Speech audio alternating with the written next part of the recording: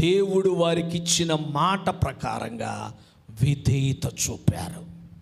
ఆ విధేయత చూపిన దానిని చూచి దేవుడు ఏం చేస్తాడో తెలుసా అండి?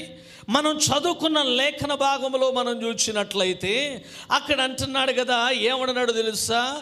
ఇక మీదట ఇదిగో గొర్రెలు దోపుడు కాకోకుండా, దేనికి కాకుండా అంటండి?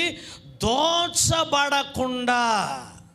ఈ గ్రామములో, ఈ పట్టణములో ఉన్నటువంటి ఏ ఆత్మ కూడా అపవాది చేత దొంగిలించబడకుండా, అపవాది చేత దొంగిలించబడి పాపమనేటువంటి సంకెళ్లతో, పాపమనేటువంటి బంధకాలతో బంధించబడి పాతాళమునకు వెళ్ళకోకుండా దేవుడు మాట ఇచ్చి తన దాసుని